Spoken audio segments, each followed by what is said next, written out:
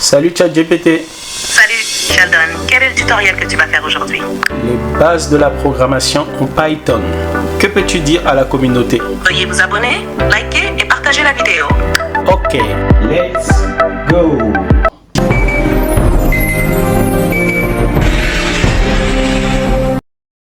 On va lancer Anaconda. On clique sur Jupyter Notebook. Une fois Jupyter Notebook est lancé, on lance Python 3. On va renommer notre fichier base de la programmation en Python 3. On va premièrement voir les commentaires. Alors un commentaire est une partie du programme qui ne sera pas exécutée par notre ordinateur. Il nous servira de repère lorsque nous reviendrons pour pouvoir continuer notre code. Pour faire un commentaire en Python, on appuie sur la touche dièse qui s'obtient en appuyant sur Alt et la touche 3.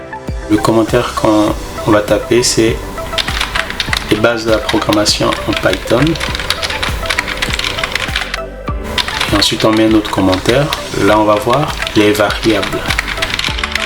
Une variable est un contenant qui contient un contenu variable. Par exemple, un verre est une variable qui peut contenir soit de l'eau ou soit du vin. Un autre exemple encore, une tasse est une variable qui peut contenir soit du café ou soit du thé.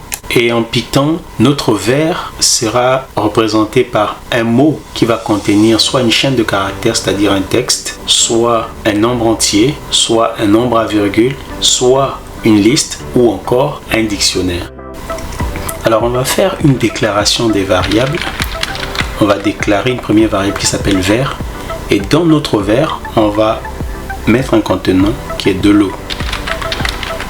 Et l'eau c'est une chaîne de caractères, donc du texte. On déclare une deuxième variable qui est la tasse et dans la tasse on va mettre par exemple du café. Et le café c'est toujours du texte. On va déclarer une autre variable qui est un nom. Et dans le nom, on va mettre bienvenue pour le coup. Et c'est toujours un texte. Ensuite, on va déclarer une autre variable qui s'appelle âge. Et l'âge de la personne, on va dire, il a 15 ans. Il est mineur. Et 15, c'est un entier, c'est un nombre entier. On va déclarer une variable taille. Et on va dire qu'il a 1m70. Et ça, c'est un nombre à virgule, donc un float. On va déclarer qu'il y a de l'argent et qu'il a environ 10 000 €. Et ces hobbies, on va déclarer hobby, on va faire une liste. On ouvre des crochets quand on veut faire une liste. Et là, on met piano, lecture et guitare. Voilà. Et c'est comme ça qu'on écrit une liste en Python. Donc, ce sera une liste. Et pour afficher le contenu de chaque variable, on va utiliser la commande print. Et on va mettre print ce qu'il y a dans le verre.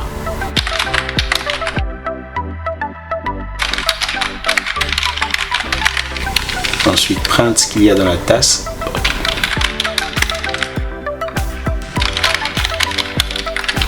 Print ce qu'il y a dans le nom. Ensuite, print ce qu'il y a dans l'âge. Et ensuite, print ce qu'il y a dans la taille. On va print ce qu'il y a dans l'argent.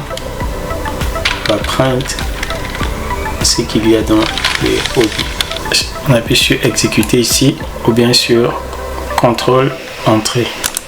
Vous voyez donc là ici dans le verre on a de l'eau, donc il va dans le verre ici on a de l'eau, dans la tasse on a du café, dans le nom on a bienvenue, dans l'âge nous avons 15 ans, sa taille 1m70, dans argent nous avons 10 000 €. Dans hobby, nous avons piano, lecture et guitare. En résumé, ce qu'il faut retenir, c'est qu'une variable est un contenant qui peut contenir soit une chaîne de caractères, c'est-à-dire du texte, soit un entier, un nombre entier, soit un nombre à virgule, soit une liste ou soit même un dictionnaire. Merci d'avoir regardé ce tutoriel. Je vous donne rendez-vous dans un prochain tutoriel où nous continuerons les bases de la programmation en Python et nous aborderons la notion de fonction. À bientôt. Ciao, ciao.